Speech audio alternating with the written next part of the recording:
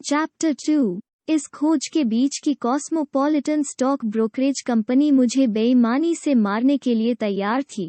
अगर 3 point margin और 1.5 premium की हत्या बाधा ने ऐसा नहीं किया और संकेत दिया कि वे नहीं चाहते थे मेरा बिजनेस किसी भी तरह, मैंने जल्द ही न्यूयॉर्क जाने का मन बना लिया, जहां मैं न्यूयॉर्क स्टॉक एक्सचेंज के किसी सदस्य के ऑफिस में ट्रेड कर सकता था। मुझे बोस्टन की कोई ब्रांच नहीं चाहिए थी, जहां कोटेशन को टेलीग्राफ किया जाना था। मैं ओरिजिनल सोर्स के करीब रहना चाहता था। मैं 21 साल की उम्र में न्यूयॉर्क आया था। मेरे पास जो कुछ था वो $2500 लेकर आया था। मैंने तुमसे कहा था कि जब मैं 20 साल का था तब मेरे पास $10,000 थे और उस चीनी सौदे पर मेरा मार्जिन 10,000 से अधिक था। लेकिन मैं हमेशा नहीं जीता। ट्रेडिंग की मेरी योजना काफी अच्छी थी और जितनी बार हार गई उससे अधिक बार जीती। अगर मैं इस पर टिका होता तो मैं शायद 10 में से 7 बार सही होता। वास्तव में मैंने हमेशा पैसा कमाया जब मुझे यकीन था कि मैं शुरू करने से पहले सही था। जिस चीज ने मुझे हरा दिया वो मेरे अपने खेल से चिपके रहने के लिए पर्याप्त दिमाग नहीं था। यानी बाजार में खेलने के लिए तभी जब मैं संतुष्ट था कि मिसालें मेरे खेल का पक्ष लेती हैं। हर चीज का एक समय होता है, लेकिन मैं उसे नहीं जानता था। और ठीक यही बात वॉल स्ट्रीट में इतने सारे पुरुषों को मात देती है जो मुख्य चूसने वाले वर्ग में होने से बहुत दूर हैं। एक सादा मूर्ख है जो हर समय हर जगह गलत काम करता है, लेकिन एक वॉल स्ट्रीट मूर्ख है जो सोचता है कि उसे हर समय ट्रेड करना चाहिए। किसी भी व्यक्ति के पास प्रतिदिन स्टॉक खरीदने या बेचने के पर्याप्त कारण या अपने नाटक को एक बुद्धिमान नाटक बनाने के लिए पर्याप्त ज्ञान नहीं हो सकता है। मैंने इसे साबित कर दिया। जब भी मैंने अनुभव के प्रकाश से टेप को पढ़ा तो मैंने पैसा कमाया, लेकिन जब मैंने एक सादा मूर्ख नाटक किया तो मुझे हारना पड़ा। मैं कोई एक्सेप्शन नहीं था, है ना? एक बड़ा कोटेशन बोर्ड था जो मुझे घूर रहा था और टिकर चल रहा था, और लोग ट्रेडिंग करते हुए और अपने टिकटों को कैश या बेकार कागज में बदलते हुए देख रहे थे। बेशक मैंने उत्साह की लालसा को अपने निर्णय से बेहतर होने दिया। मैं एक बकेट की दुकान जहां आपका मार्जिन एक शॉ स्ट्रिंग है। आप लंबे समय तक नहीं खेलते हैं। आप बहुत आसानी से और जल्दी से मिटा दिए जाते हैं। अंतर्निहित परिस्थितियों के बावजूद निरंतर कार्रवाई की इच्छा वॉल स्ट्रीट में कई नुकसान के लिए जिम्मेदार है। यहाँ तक पेशेवरों के बीच भी, जो महसूस करते हैं कि उन्हें हर दिन कुछ पैसे घर ले जाना चाहिए, जैसे कि वे नियमित मजदूरी के लिए काम कर रहे थे। मैं केवल एक बच्चा था। याद रखें, मुझे नहीं पता था कि मैंने बाद में क्या सीखा। 15 साल बाद मुझे क्या बनाया। 2 सप्ताह तक प्रतीक्षा करें और देखें एक स्टॉक जिस पर मैं बहुत तेज था। 30 अंक ऊपर जाओ इससे पहले कि मुझे लगा कि इसे खरीदना सुरक्षित है। मैं टूट गया था और वापस पाने की कोशिश कर रहा था, और मैं लापरवाही से खेलने का जोखिम नहीं उठा सकता था। मुझे सही होना था, और इसलिए मैंने इंतजार किया। वो 1915 में था। यह एक लंबी कहानी है। मैं करूंगा इसे बाद में इसके उचित स्थान पर रखें।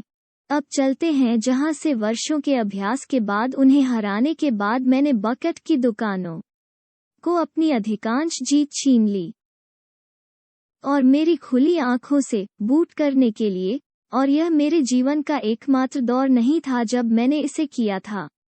एक स्टॉक ऑपरेटर को अपने भीतर बहुत सारे महंगे दुश्मनों से लड़ना होता है। वैसे भी मैं $2500 लेकर न्यूयॉर्क आया था। यहाँ बकेट की कोई दुकान नहीं थी जिस पर कोई भरोसा कर सके। स्टॉक एक्सचेंज और उनके बीच की पुलिस उन्हें काफी कसकर बंद करने में सफल रही थी। इसके अलावा मैं एक ऐसी जगह की तलाश करना चाहता था जहां मेरे ट्रेडिंग की एकमात्र सीमा मेरी हिस्सेदारी का आकार हो। मेरे पास बहुत कुछ नहीं था, लेकिन मुझे उम्मीद नहीं थी कि यह हमेशा के लिए कम रहेगा। शुरुआत में मुख्य बात एक ऐसी जगह की तलाश करना था जहां मुझे स्क्वायर डील पाने की चिंता न करनी पड़े। इसलिए मैं न्यूयॉर्क स्टॉक एक्सचेंज हाउस गया, जिसकी घर पर एक ब्रांच थी जहां मैं कुछ क्लर्कों को जानता था। वे लंबे समय से बिजनेस से बाहर हो गए हैं। मैं वहां लंबे समय तक नहीं था, एक साथी को पसंद नहीं करता था। और फिर मैं AR फुलरटन एंड कंपनी के पास गया। किसी ने उन्हें मेरे शुरुआती अनुभवों के बारे में बताया होगा, क्योंकि अभी ज्यादा समय नहीं हुआ था कि वे सभी मुझे बॉय ट्रेडर कहें। मैंने हमेशा जवान देखा है। यह कुछ मायनों में एक बाधा थी, लेकिन इसने मुझे अपने लिए लड़ने के लिए मजबूर किया, क्योंकि बहुतों ने मेरी जवानी का फायदा उठाने की कोशिश की। बकेट की दुकानों पर बैठे लोग यह देखते हुए कि मैं कितना बच्चा था, हमेशा सोचता था कि मैं भाग्य के लिए मूर्ख हूँ और यही एकमात्र कारण है कि मैं उन्हें इतनी बार हरा देता हूँ। खैर, मेरे टूटने के 6 महीने पहले की बात नहीं थी। मैं काफी एक्टिव ट्रेडर था और एक विजेता के रूप में मेरी प्रतिष्ठा थी। मुझे लगता है कि मेरे कमीशन की राशि कुछ थी। मैंने अपना अकाउंट काफी बढ़ा लिया, लेकिन निश्चित रूप से अंत में मैं हार गया। मैं ध्यान से खेला, लेकिन मुझे हारना पड़ा। मैं आपको इसका कारण बताता हूँ। यह बकेट की दुकानों में मेरी रिमार्केबल सफलता थी। मैं खेल को केवल एक बकेट की दुकान में हरा सकता था, जहां मैं उतार चढ़ाव पर दांव लगा रहा था। मेरे टेप रीडिंग का संबंध विशेष रूप से इससे था। जब मैंने कीमत खरीदी तो मेरे सामने कोटेशन बोर्ड पर था। खरीदने से पहले ही मुझे ठीक ठीक पता था कि मुझे अपने स्टॉक के लिए कितनी कीमत चुकानी होगी, और मैं हमेशा इंस्टेंट बेच सकता था। मैं सफलतापूर्वक स्कैल्प कर सकता था, क्योंकि मैं बिजली की तरह चल सकता था। मैं अपनी किस्मत का अनुसरण कर सकता था या 1 सेकंड में अपना नुकसान कम कर सकता था। कभी-कभी, उदाहरण के लिए, मुझे यकीन था कि स्टॉक कम से कम 1 पॉइंट आगे बढ़ेगा। ठीक है, मुझे इसे हग करने की जरूरत नहीं थी। मैं 1 पॉइंट मार्जिन लगा सकता था और अपने पैसे को एक पल में दोगुना कर सकता था, या मैं आधा अंक लूंगा 1 या 200 शेयरों पर एक दिन। वो महीने के अंत में बुरा नहीं होगा, क्या? बेशक।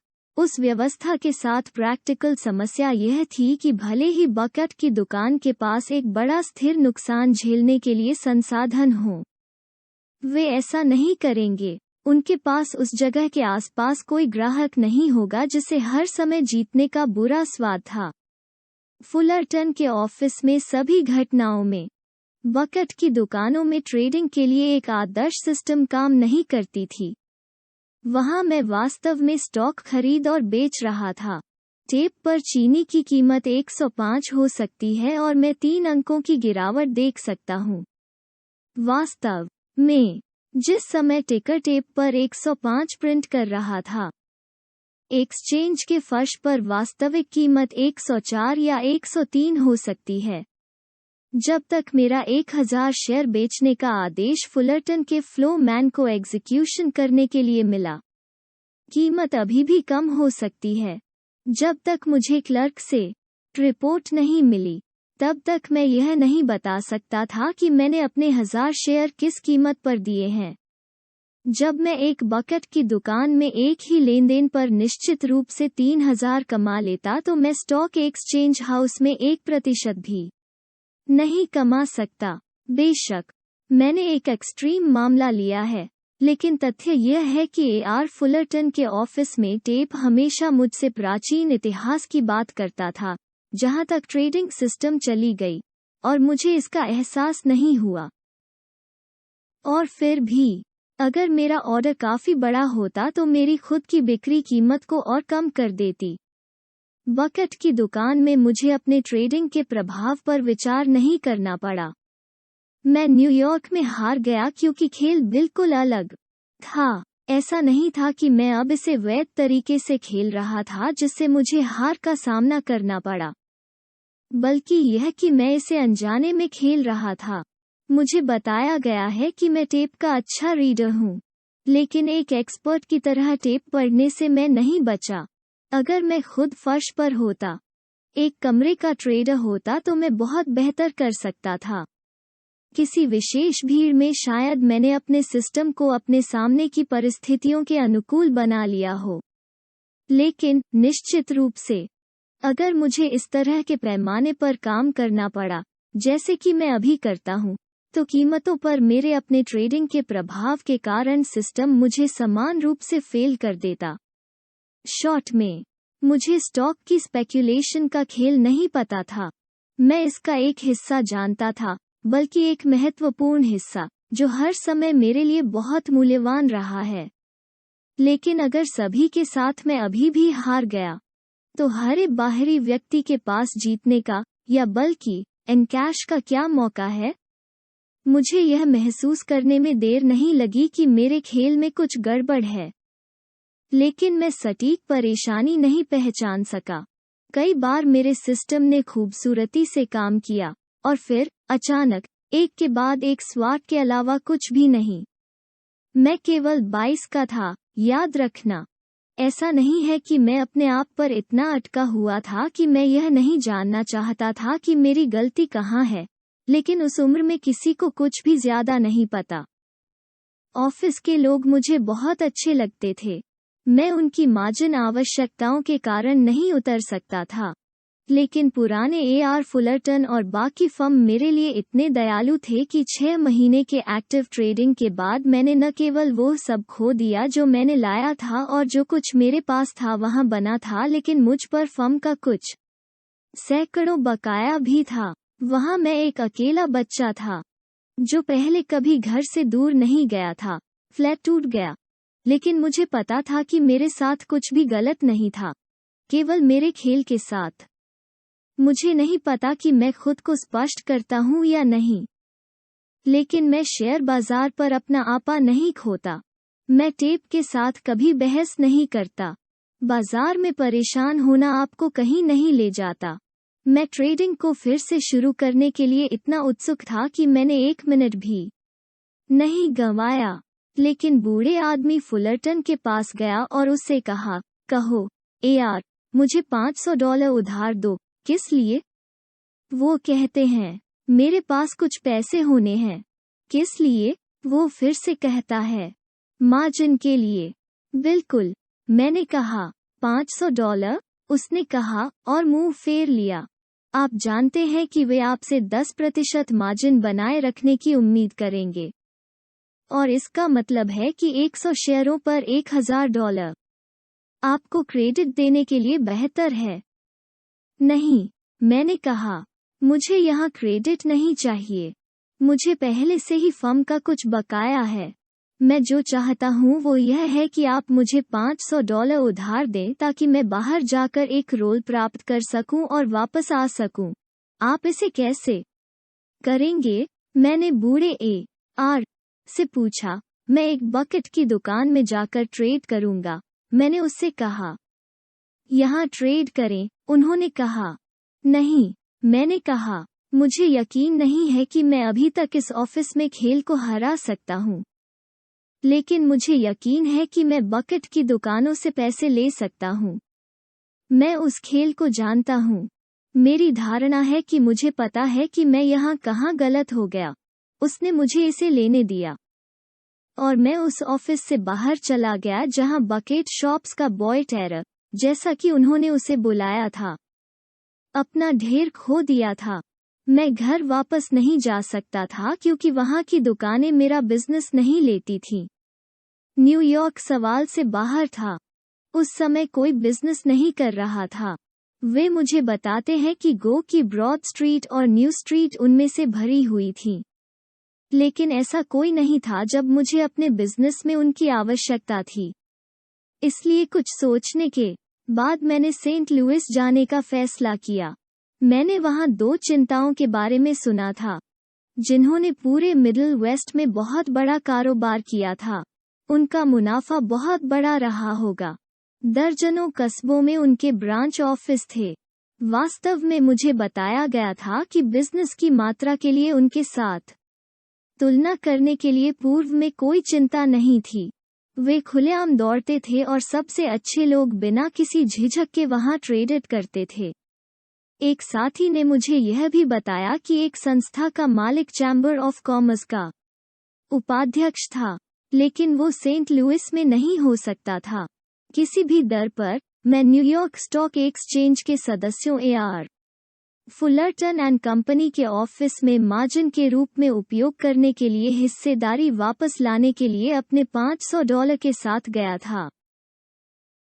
जब मैं सेंट लुइस गया तो मैं होटल गया, नहाया और बकेट की दुकानों को खोजने निकला। एक थी JG डोलन कंपनी और दूसरी थी HS टेलर एंड कंपनी। मुझे पता था कि मैं उन्हें हरा सकता हूँ। मैं डेड सेफ सावधानी पूर्वक और कंजर्वेटिव तरीके से खेलने जा रहा था। मेरा एक ही डर था कि कोई मुझे पहचान ले और मुझे दे दे, क्योंकि पूरे देश में बकेट की दुकानों ने बॉय ट्रेडर के बारे में सुना था। वे जुआघरों की तरह हैं और पेशेवरों की सभी गपशप प्राप्त करते हैं। डोलन टेलर से अधिक निकट था और मैं वहां पहले गया था। मैं उम्मीद कर रहा था कि कुछ दिन पहले मुझे बिजनेस करने की अनुमति दी जा सकती है, इससे पहले कि वे मुझे अपना ट्रेड कहीं और ले जाने के लिए कहें।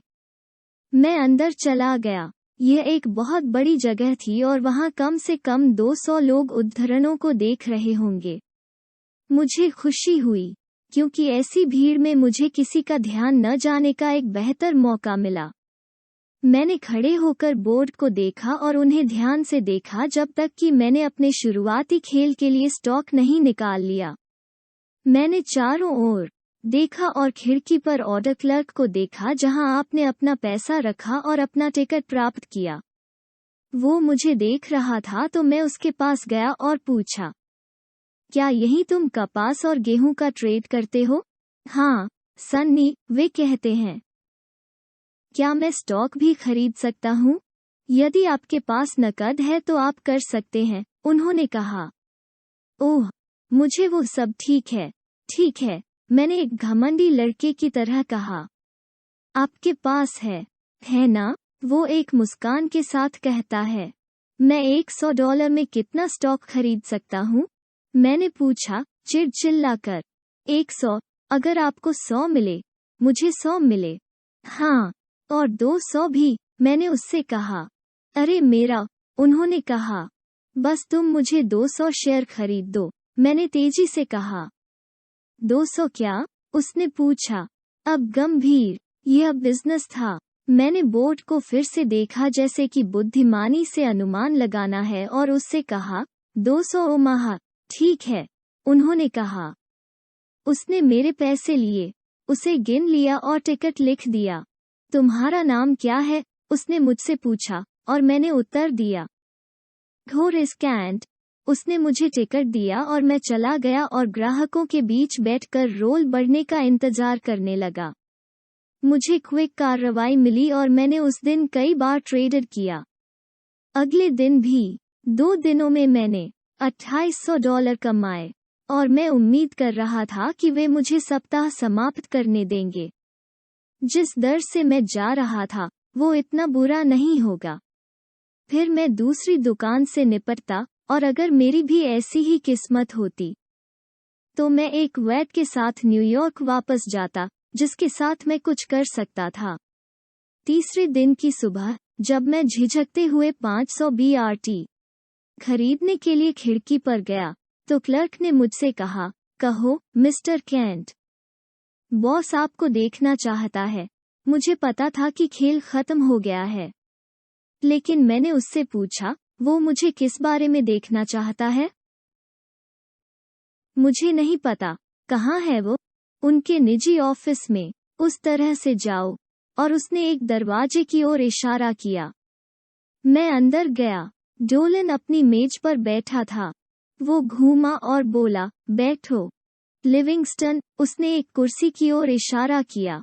मेरी आखिरी उम्मीद गायब हो गई। मुझे नहीं पता कि उसने कैसे पता लगाया कि मैं कौन था। शायद होटल के रजिस्टर से। आप मुझे किस बारे में देखना चाहते हैं? मैंने उससे पूछा। सुनो, बच्चे, मेरे पास फिर से कुछ नहीं है, देखो। बिल्कुल नहीं। देखो, नहीं, मैं नहीं देखता, मैंने कहा। वो अपनी कुंडा कुर्सी से उठा।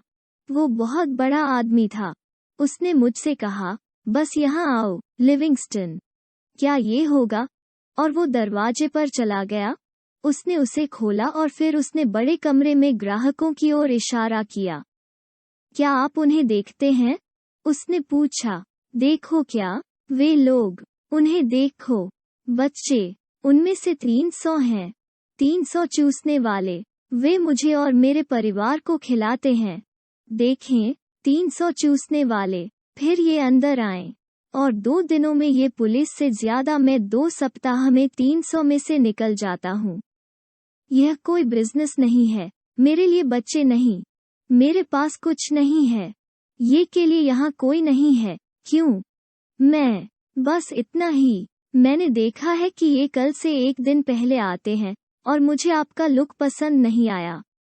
स्तर पर, मैंने नहीं किया। मैंने एक रिंगर के लिए ये देखा। मैंने उस गधे को वहां बुलाया था। उसने दोषी क्लर्क की ओर इशारा किया और पूछा कि तुमने क्या किया। और जब उसने मुझे बताया तो मैंने उससे कहा, मुझे उस आदमी की शक्ल पसंद नहीं है। वो एक घंटी है, और पनीर का वो टुकड़ा कहता है, मेरी आंख में घंटी बजाओ, बॉस। उसका नाम होरिस कैंट है, और वो एक राह लड़का है जो लंबी पैंट के अभ्यस्त होने पर खेल रहा है। वो ठीक है। खैर, मैंने उसे अपने रास्ते जाने दिया।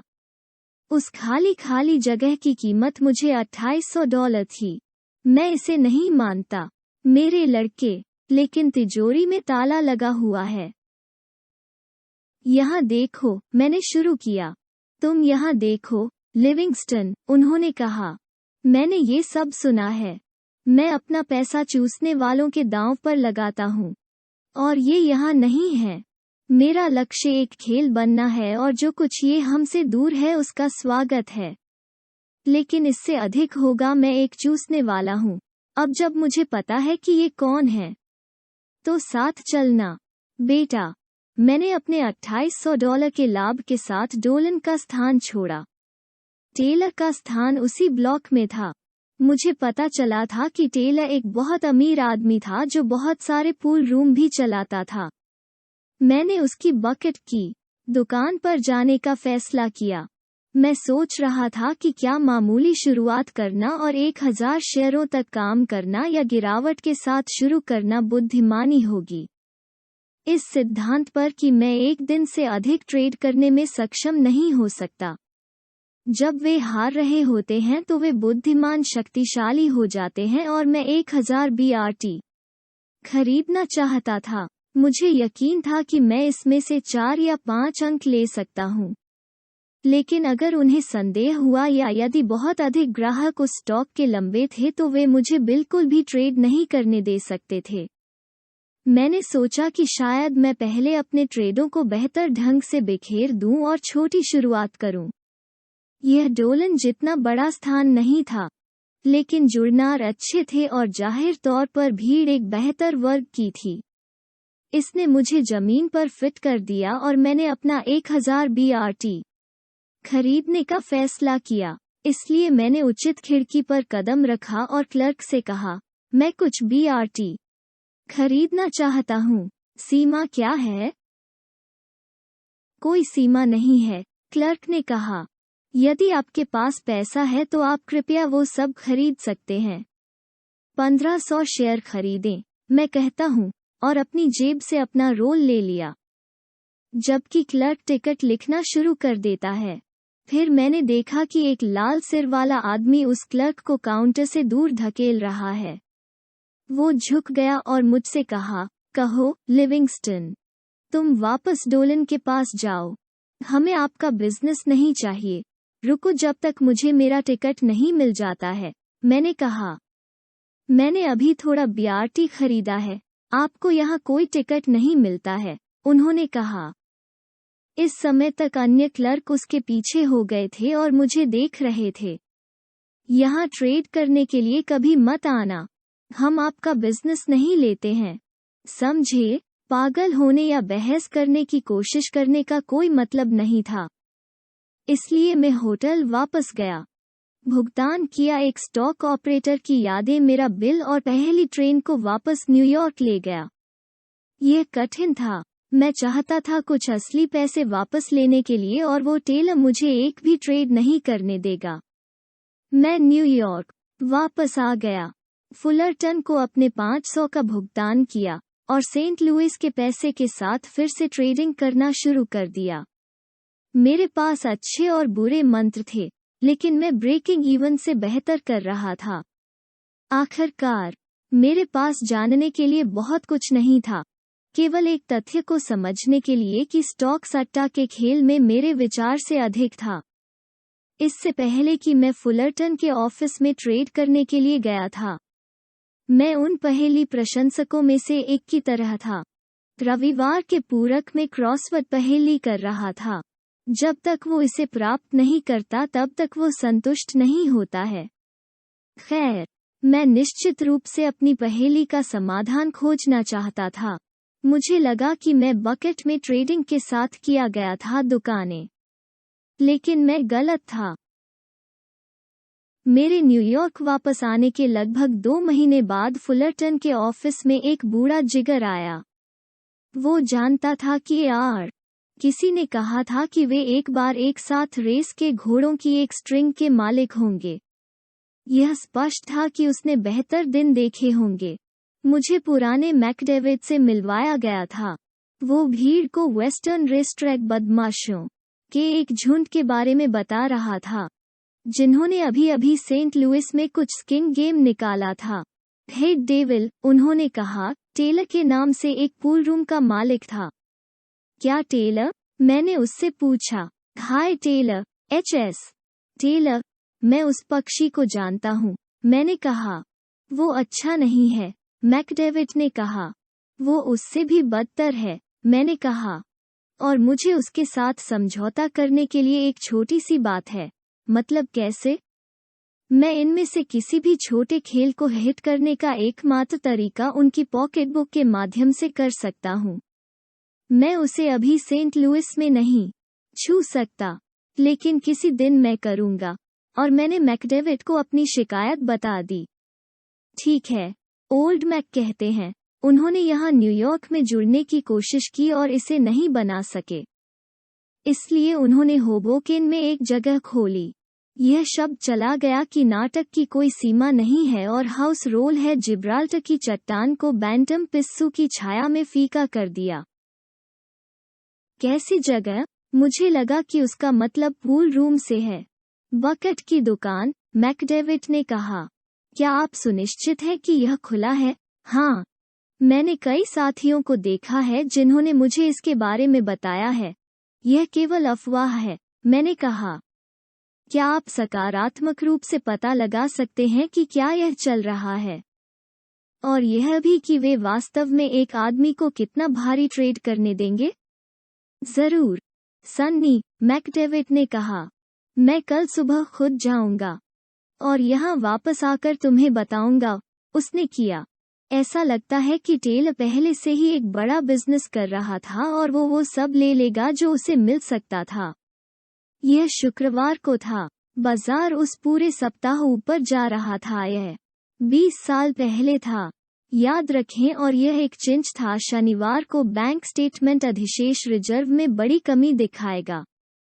यह बड़े कमरे के ट्रेडर्स को बाजार में कूदने और कुछ कमजोर कमीशन हाउस खातों को हिलाकर रखने का कन्वेंशनल बहाना देगा। ट्रेडिंग के अंतिम आधे घंटे में सामान्य प्रतिक्रियाएं होंगी, विशेष रूप से उन शेयरों में जिनमें जनता सबसे अधिक सक्रिय थी। वे, निश्चित रूप से, वही स्टॉक होंगे जो टेलर के ग्राहक सबसे अधिक लंबे होंगे। और दुकान उनमें कुछ कम बिक्री देखकर खुश हो सकती है। दोनों तरह से चूसने वालों को पकड़ने जैसा कुछ भी अच्छा नहीं है, और 1 पॉइंट मार्जिन के साथ इतना आसान कुछ भी नहीं है। उस शनिवार की सुबह मैंने होबोकेन से टेलर प्लेस तक पीछा किया। उन्होंने एक बड़े ग्राहकों के कमरे में एक बांका कोटेशन बोर्ड और क्लर्कों की पूरी ताकत और ग्रे रंग में एक विशेष पुलिसकर्मी के साथ फिट किया था। करीब 25 ग्राहक थे। मैंने मैनेजर से बात की।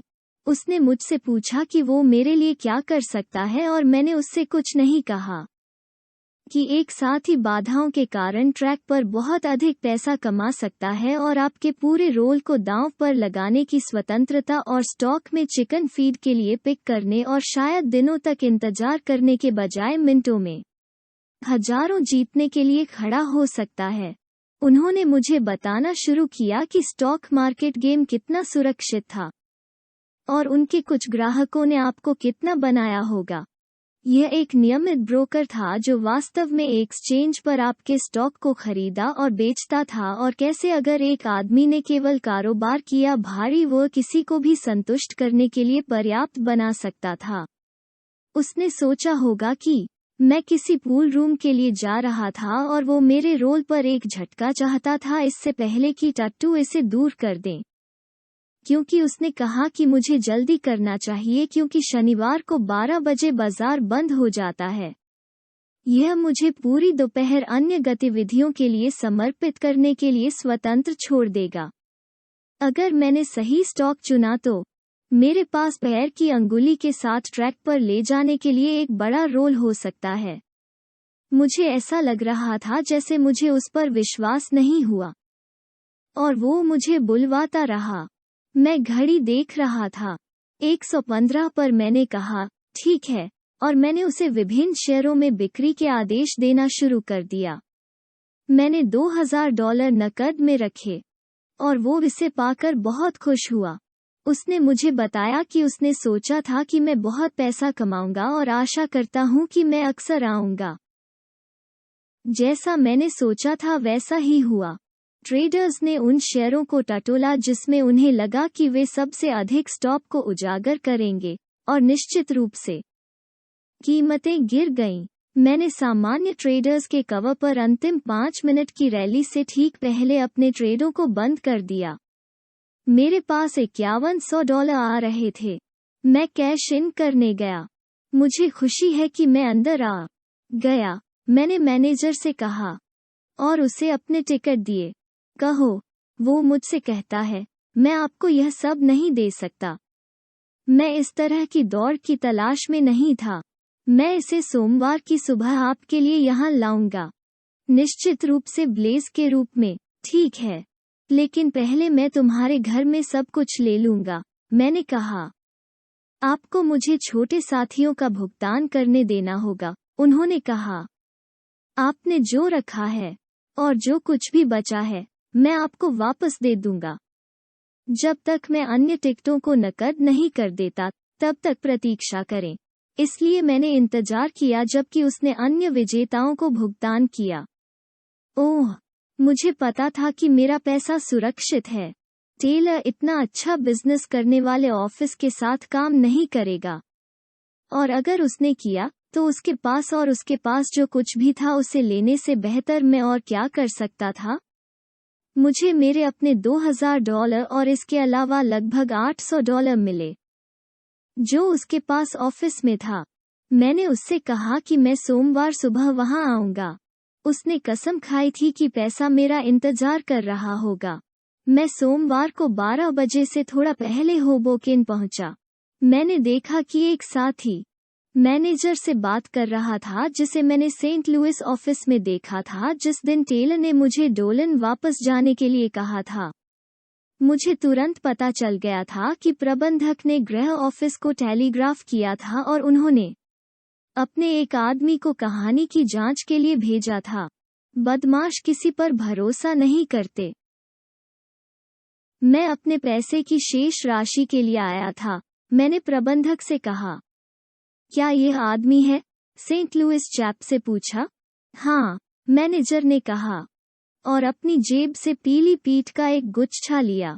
जमे रहो, सेंट लुइस ने उससे कहा और फिर मेरी ओर मुड़ा। कहो, लिविंगस्टन, क्या हमने आपको नहीं बताया कि हम आपका बिजनेस नहीं चाहते हैं?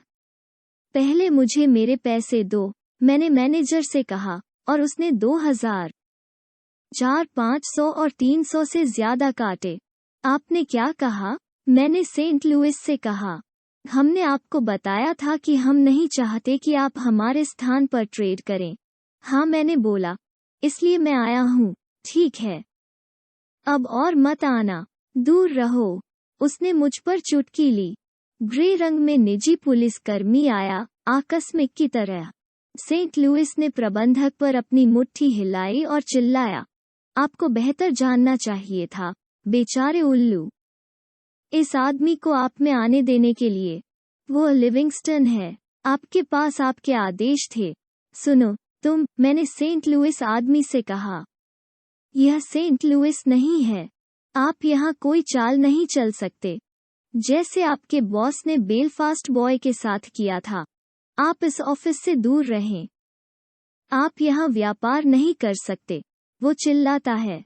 अगर मैं यहाँ ट्रेड नहीं कर सकता तो कोई और नहीं जा रहा है, मैंने उससे कहा। आप यहाँ उस तरह के सामान से दूर नहीं हो सकते। खैर, सेंट लुइस ने तुरंत अपनी धुन बदल दी।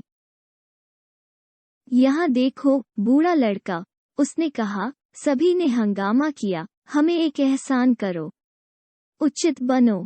तुम्हें पता है कि हम इसे हर दिन बर्दाश्त नहीं कर सकते। बूढ़ा आदमी छत से टकराने वाला है जब वो सुनता है कि वो कौन था। दिल रखो, लिविंगस्टन, मैं आराम से जाऊंगा, मैंने वादा किया था।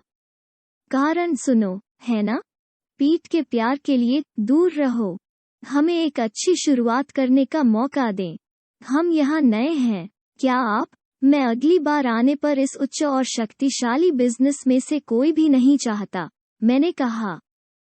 और उसे प्रबंधक से 10 लाख प्रति मिनट की दर से बात करने के लिए छोड़ दिया। सेंट लुइस में जिस तरह से उन्होंने मेरे साथ व्यवहार किया, उसके लिए मुझे उनमें से कुछ पैसे मिले।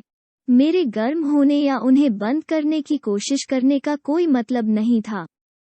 मैं फुलरटन के ऑफिस में वापस गया और मैकडेविड को बताया कि क्या हुआ था।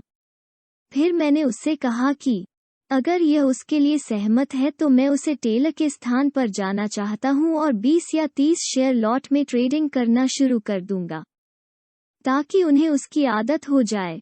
फिर जिस क्षण मैंने बड़ी सफाई का एक अच्छा मौका देखा, मैंने उसे फोन किया और वो डुबकी लगा सकता था। मैंने मैकडेविड को $1000 दिए और वो होबोकेन गया और जैसा मैंने उसे बताया था वैसा ही किया।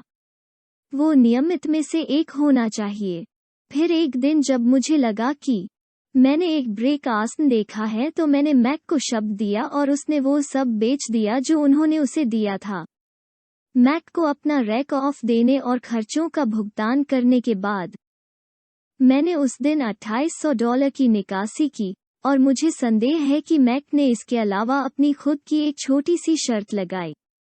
उसके 1 महीने से भी कम समय के बाद टेलर ने अपनी होबोकन ब्रांच बंद कर दी।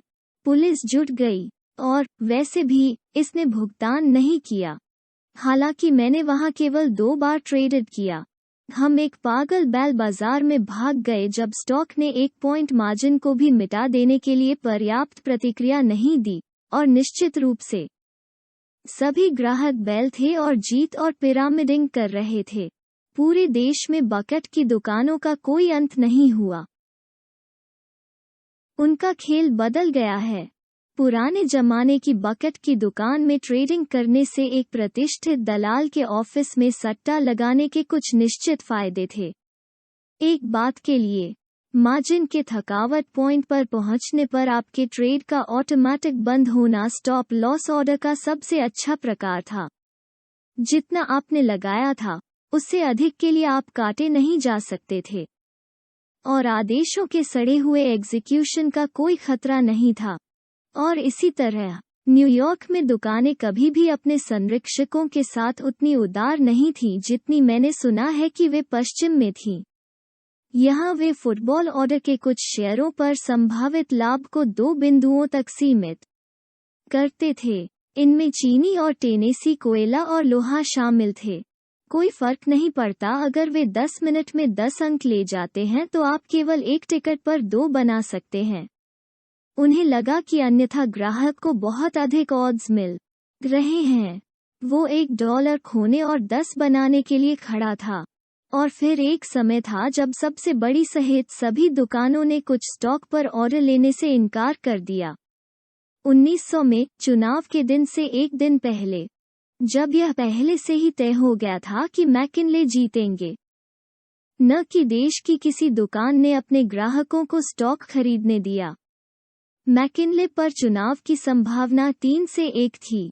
सोमवार को स्टॉक खरीदकर आप 3 से 6 अंक या उससे अधिक बनाने के लिए खड़े हुए। एक आदमी ब्रांड पर दांव लगा सकता था और स्टॉक खरीद सकता था और पैसा सुनिश्चित कर सकता था। बकेट की दुकानों ने उस दिन ऑर्डर देने से इनकार कर दिया। अगर यह मेरे बिजनेस को लेने से इनकार करने के लिए नहीं होता तो मैंने कभी भी उनमें ट्रेडिंग करना बंद नहीं किया होता। और फिर मैंने कभी नहीं सीखा होगा कि स्टॉक सट्टा के खेल में कुछ बिंदुओं के उतार चढ़ाव के लिए खेलने के अलावा और भी बहुत कुछ था।